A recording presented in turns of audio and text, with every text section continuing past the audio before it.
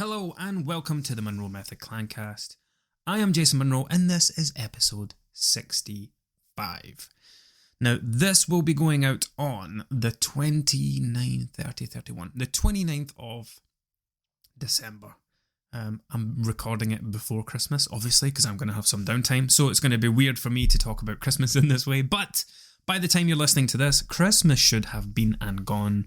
You should have had a wonderful time. And you're now in that little bit of limbo between Christmas and New Year where you don't really know what day it is, you don't know what you should be doing, and you're kind of counting down the days until New Year's Eve comes. Because that's the next big thing. Now this episode, so I wanted to use this episode to talk about, like, the way that I look at this, right, is that there aren't lots of people that listen to this podcast. Every episode has a couple of hundred listens. So there's at least a couple of hundred of you listening to these every week. And my job, some of you will already be working with me, many of you won't. And I feel like right now, this is like my last ditch attempt to try and save you from making the same mistakes in the new year of 2024 as you have every other new year, because you are probably feeling a little bit fluffy, a little bit bloated. You might be sitting drinking Baileys right now for the 12th day in a row or whatever it is, and you're thinking, do you know what, 1st of January, new year, new me, it's all going to change, so let's get this all out the way and get through all the Christmas food and all the rest of it. And the thing is, that's already a mistake, right? This idea that you need to reinvent yourself in the new year, that you need to create this complete new version of yourself. That the idea of that is the thing that sets you up for failure. The very idea that you need to completely reinvent yourself. The thing is, you already have a diet. I already have a diet. All of you, everybody in the world has a diet. A diet. Well, there's a couple of definitions, but the one I'm focusing on, a diet is the types of food a person or community, group of people, whatever it is, habitually consumes. So the things that you are already eating, drinking, and doing on a daily basis, that is your diet, right? You already have a diet. Now, it might be an unhelpful diet, it might be leading to weight gain, it might be making you feel like crap, but it's still your diet. Now, you do not need a new diet because you are still going to be eating all the same things, or you should still be eating all of the same things that you were because you enjoy them in the future. So traditionally, yo-yo dieters will have the all or nothing mentality, right? Especially if you come from a Slimming World background. You're either all in or you're all out. You're either being really good or being really bad or naughty or whatever. Or you're on plan or off plan. And each version of you, when you're being good, that means you're not having chocolate, you're not having sweets, no alcohol, no crisps, no snacks. You're having great meals, you're eating salads and blah, blah, blah. That's your version of being good. When you're going in the complete opposite direction, you're doing all that stuff, but in reverse. And I think part of the problem is that people feel like they need to reinvent themselves. They need to cut out. If you ever hear yourself starting off with those words, again, you're doomed for failure. But you'll feel like you need to cut out alcohol or sugar or chocolate or sweets or cakes or whatever. Whatever your thing is that you think you're going to cut out in an effort to change your weight. And the problem with that is, when you start cutting these things out, then you're removing the things that you enjoy eating. The problem is not with the foods you are eating, right? This is the fundamental thing you need to understand. The problem is not with the food. The problem is with the quantities and the scale that you consume these foods, right? So if you are having, like, I eat crisps every other day, right? I have a packet of crisps every other day. And you should be able to have a packet of crisps every other day if you enjoy crisps, right? Crisps are not a problem. They can be a part of a healthy, balanced diet. However, If you are having a family-sized sharing bag of crisps on a daily basis, then that's a problem. The problem is never the food itself. The problem is always with the scale that you want to do these things at, right? Chocolate can be part of a healthy, balanced diet. Alcohol can be part of a healthy, balanced diet. Crisps, cakes, sweets, etc. These things can all be part of a healthy, balanced diet. And if these are things that you really enjoy, then they're absolutely crucial for you to have a healthy, balanced diet. Think of it this way. And this is the way that I kind of help people get away from the idea that, certain foods are unhealthy or what a healthy diet looks like. If you absolutely love chocolate, if you might not feel like that now because maybe you've had too much of it over Christmas and you'd rather not think about it, but let's say that you absolutely adore chocolate usually. And yeah, so you really love chocolate. Now, do you think it would be healthy or unhealthy to never have chocolate ever again? Now, take into consideration and remember that you love chocolate. You enjoy it. It's wonderful. It makes you feel great and everything else. To completely and utterly remove that from your diet and to never have it again, do you think that would be healthy for you or unhealthy? Hopefully, you're along the same line of thinking here. And you know that it would probably be unhealthy to completely deprive yourself of something you love and enjoy. Now, if you removed chocolate from your life, you would not have a healthy, balanced diet because you'd be fucking miserable. Oh God, you know what? I wish I could eat chocolate. I would really love to eat some chocolate. But you're not allowing yourself to have it. That's not healthy. So the food is not the problem, and this is why we spend so much time inside the Munro Method when we're doing people's check-ins, and I'll talk about these things because it is such a default automatic behaviour to speak terribly about the foods we enjoy. I know we spoke about this in other episodes, but the reason that we speak about these types of things, like you might be sitting right now thinking that you've spent the last week eating lots of shite or lots of crap or lots of junk. I've eaten so much shit. I'm so greedy. I'm such a pig. It needs to stop. Monday, the 1st of January, it's all going to stop. I'm going to stop being this and being that. The reason that you talk about yourself like that is because you're trying to shame yourself into changing. You're trying to make yourself out to be this horrendous person in an effort to put you off doing what you're doing. And it's the reason that you speak about these foods in that way. Junk, crap, rubbish, shite. You talk about them like that and in that way to try and make them sound awful because you think that if I think that's awful, then I won't want to do it. And all it does is completely fuck up your relationship with food. Because now you're in a position where you've made out this thing that you really enjoy eating to be awful. So how do you... and you're going to eat it again because you love it.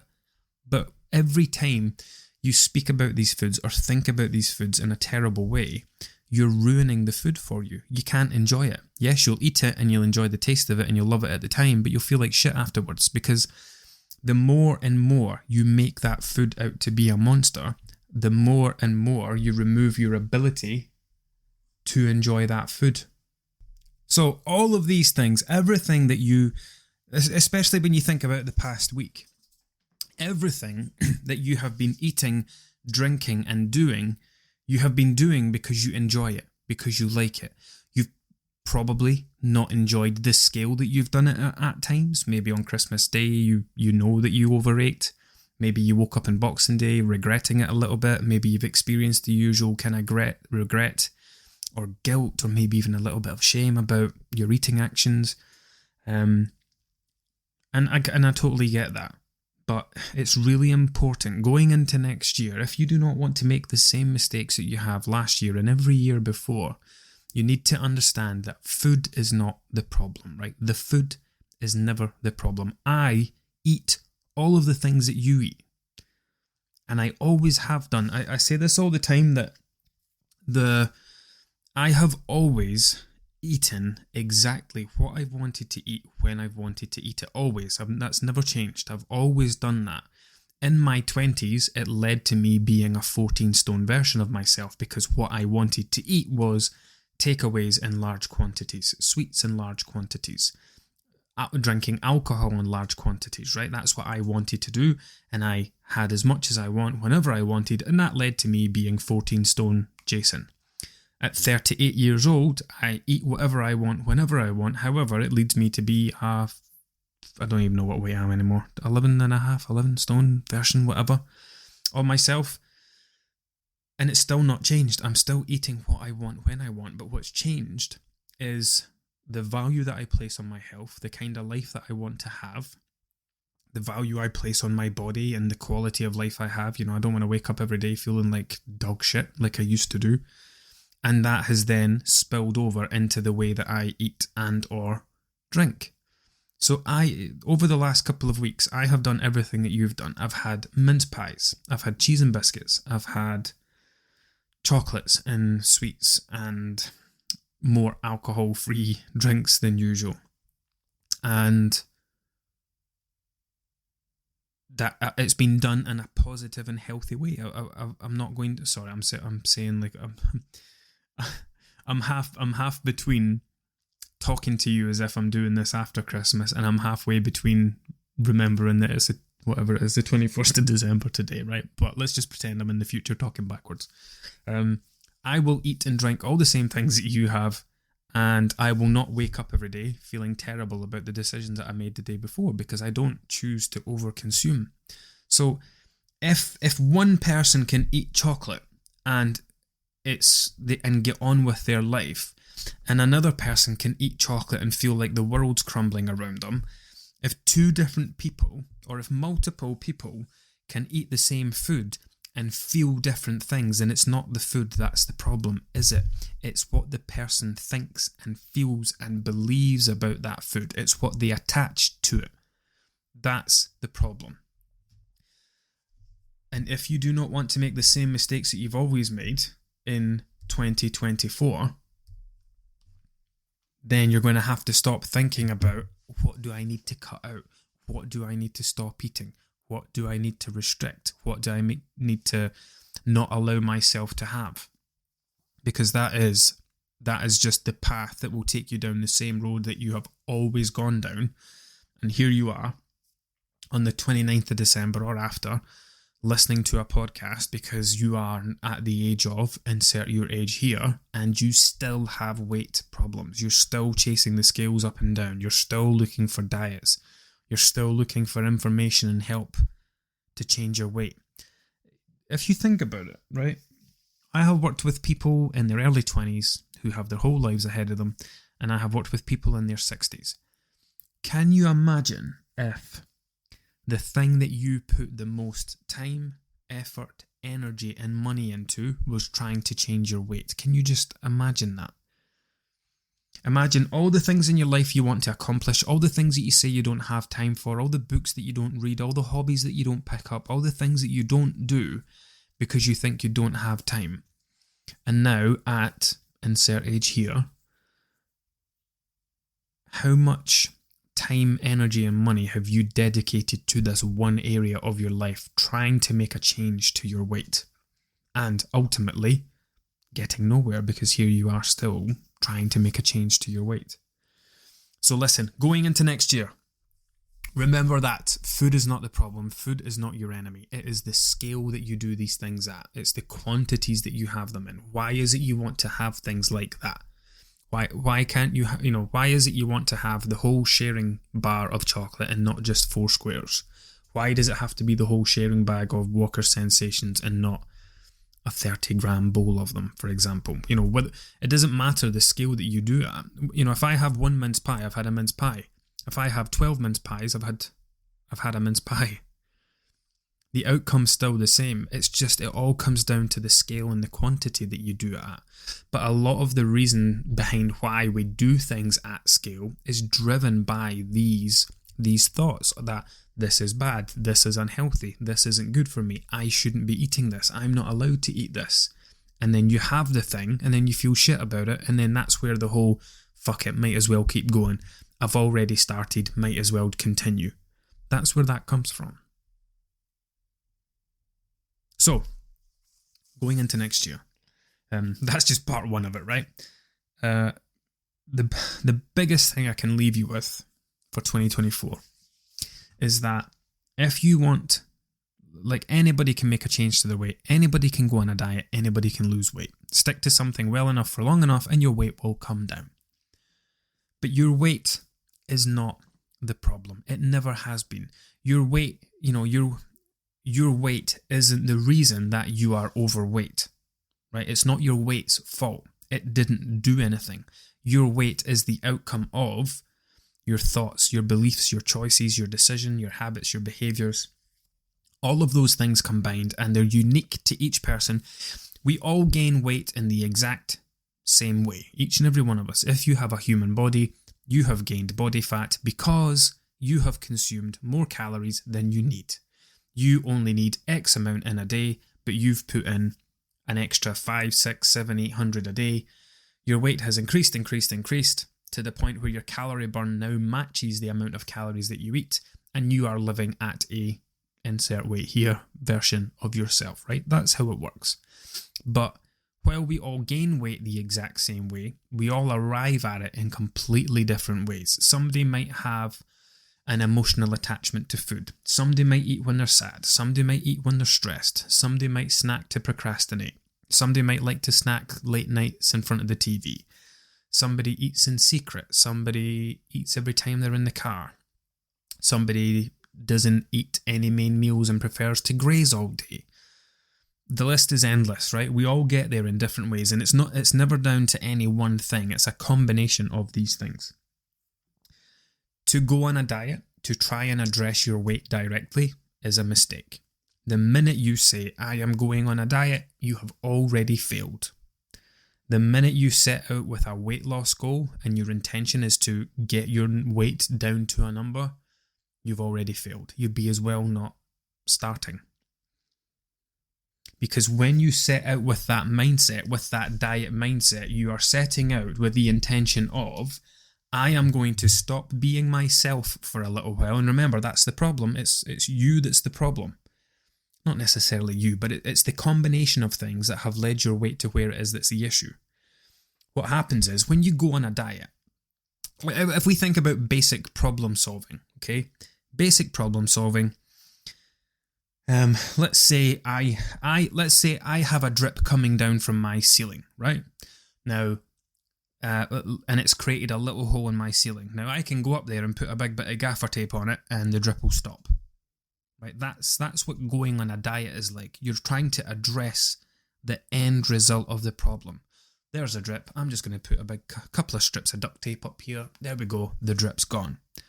Until a couple of days later when a big massive fucking hole explodes in your ceiling. When we think about basic problem solving, you start with the drip in the ceiling and say, right, there's a drip in my ceiling. It's water. What's above there? Well, one of the bathrooms is above there. So if I go up there and have a look, maybe I'm going to find there's a leak under my bath or under the sink, or maybe the toilet's leaking. So you go upstairs and you have a look, you check the sink, you check the bath, you check the toilet, you pull out the bath panel and there's a drip coming from your cold water tap, right? You started with the problem at the end, which was the drip coming from the kitchen ceiling. You troubleshooted it all the way back. So, yep, that's water. That's coming from somewhere upstairs. What's directly above here? Let's go take a look in that bathroom. Let's check everything in here that might leak. Boom, found it. That's what problem solving is, right? You start with the problem at the very end and you work your way backwards to the source. Yes, you can 100% address the problem at the end and make it stop for a little while, but it will always come back again. If you do not go back and tackle it at the source, then you will never solve the problem, right? And that's exactly, I'm very delighted that I just came up with that off the cuff. That is exactly what dieting is like. You can ignore the source of the problem and just tackle the end result. So the end result is your weight. So you say, I am going to go on a diet. I am going to go to Slimming World. And Slimming World will hand you a book and say, follow these rules and your weight will come down. So you stop being yourself for a little while, right? You forget you park yourself to the side, you take this book, You start following the instructions. I can have this many sins, this many healthy extras, as long as I limit this list of foods and I have as much of this list of foods as I want, then my weight will come down. You're following a set list of food rules. And yes, it will help your weight come down. And let's say you even do make it all the way to a target weight or a goal weight. And then what? Do you continue to use this book for the rest of your life and follow these rules for the rest of your life? Or are you pretty fed up of it by that point? But what's the alternative? The alternative is that you come back, the old you, remember, the same old you that you have not changed, you have not addressed, you did not troubleshoot yourself back to the source of the problem, you just ignored yourself for a while to follow the rules. And yes, you managed to get your weight to come down, you fought tooth and nail to get there, but all you did was put the gaffer tape over that hole in the ceiling. You didn't address the source of the problem. And because you don't address the source always comes back. So when you reach that, and this is why almost everybody yo-yo diets. They follow something for long enough to make their weight come down. Once they get to the end, they go back to normal. They've not changed anything about their beliefs, their habits, their behaviours. They just stopped being themselves for a little while to follow a set list of rules. And once they got to the end, they went back to normal. And it was the same normal. You know, it's like the leaky tap. It's the same thing that caused the problem in the first place. So this year, next year, almost next year, if you want to make 2024 the year that you lose weight for the last time, you need to stop trying to lose weight, right? Stop trying to put gaffer tape over the hole in the ceiling. Instead, start troubleshoot your way back. This is what I do with everybody inside Clan Munro, right? They follow the process to begin with. Then we start having regular check-ins. And at these regular check-ins, we ask various questions. And based on the answers to those questions, we will give support on them. So, last couple of weeks have been great, but on Friday night I went out for a dinner and then I had drinks along with it, and because I had drinks I woke up feeling shit on Saturday, and that led to a full weekend of overeating. And it's like, brilliant. There is something to work on. Let's talk about that. Let's explore that. Let's better understand that. And we'll go back and forth until we've worked on that particular occasion, in the hope that it will help with future occasions. And if it does happen again in the future, then we'll talk specifically about that one. And we'll keep doing that for everything, not just limited to that thing. For every little niggly thing that pops its head up, we'll talk about it and we'll understand it and we'll identify it and we'll address it. To the point where, once you've done that for 3, 4, 5, 6 months, you are yes, you came to me because you wanted to lose weight. However, this is the Munro Method. This is the process that we do things. And we are going to identify and address all the underlying things that contribute to your weight. Because as we continue to address these and we resolve them and you start doing things differently, your weight will naturally come down. Because the way I like to think of it is like, the more food-related behaviours that you have, the higher your weight will be. So someone who is carrying a lot of body fat will have multiple different things that they attach food to. So maybe they clear every single plate at every mealtime. Maybe they never miss a meal. So whether they're hungry or not, they've got it in their head from a younger age that you can't miss a meal. It's not good for you to skip meals. When it's breakfast time, you have breakfast. When it's lunch, when it's dinner, etc. Maybe they have, takeaways 3 times a week. Maybe they eat every time they're in the car. Maybe they have a couple of biscuits every time they have a cup of tea. Maybe they were taught that they can't leave the table until their plate's clear. I think I said that one at the start. Maybe every time they go out for a meal, because it's a meal, they always have 3 courses, and that's tied in with their behaviour where they also clear every plate. Maybe they have a bottle of wine every Friday and Saturday night, right? So you can see the more things that you attach eating and drinking to, the bigger the scale that you're doing things at, the more calories you're consuming, way above your needs, the more weight you are going to carry.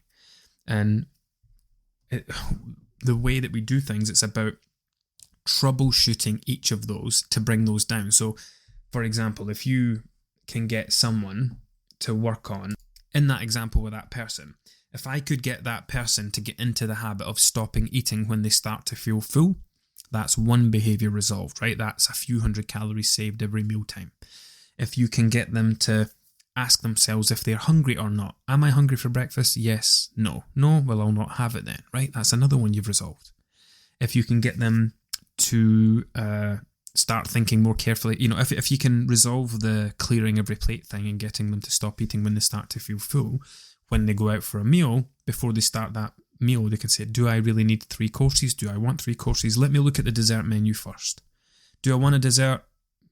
Absolutely yes, I would, because it's got sticky toffee pudding, that's my favourite. So what I'll do is I'll have a main and a dessert instead of the 3 courses, or I'll have a starter and a main because I don't fancy anything from the dessert menu. And maybe their bottle of wine goes from 2 nights at the weekend to 1 night, and maybe they only have a couple of biscuits with their last cup of tea at night watching the TV before bed, right? So you start resolving. They might have had 20 food-related habits that influence their weight, and you've now addressed 10 of them where they're doing them at a smaller scale. Once you do that, that person's weight will naturally start to come down. So rather than the whole, I'm going to try and eat less and make my weight come down, it's I'm going to address the behaviours that contribute to my weight being at a place where I don't want it to be, because once I start working on those, my weight will come down anyway.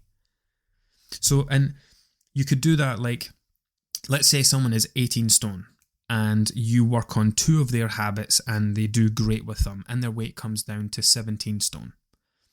But they've still got a bunch of other things going on. So you work on another 2 and their weight comes down to 16 stone. So you've resolved a few behaviours that's brought their weight down by a couple of stone. So you've reduced their consumption, but all the behaviours that they do have still have them living at a 16 stone version of themselves. So you work on another couple of things and another couple of things. Now their weight's 14 stone. That's how it works. So whatever your weight is at the moment, it is the culmination of everything attached to the way that you consume, the scale that you consume, the volume that you consume. Your weight is an outward reflection of the amount of calories you consume over and above what you actually need. And it comes as a result of attaching eating and drinking to loads of things that are way beyond am I hungry or not, right? It's I'm eating because of this, because of that. So,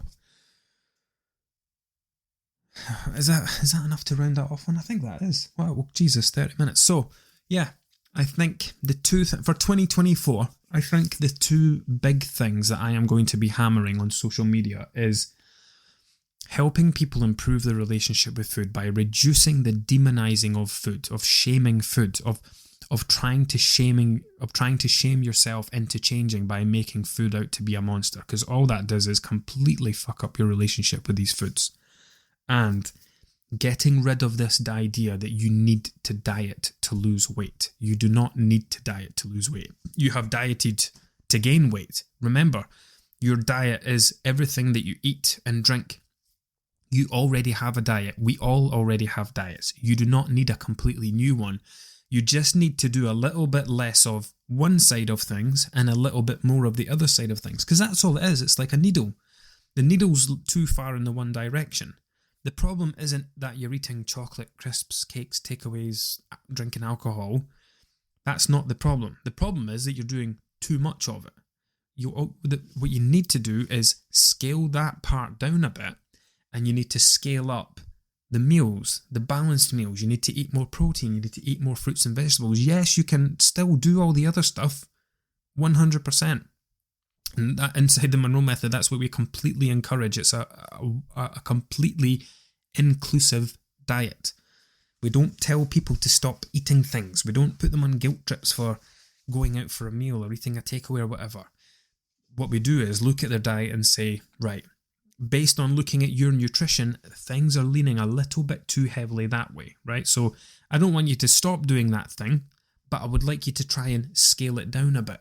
So rather than having, I don't know, whatever it is, every single day, maybe we could bring it down to 3 or 4 days per week. You're still doing it, you're still having it, we're just scaling it down. And with those calories that you've saved and the calories that you've reduced, let's reinvest those in more balanced meals, adding more protein to your plate, getting some more vegetables on your plate. So all we're doing is gradually trying to move the needle.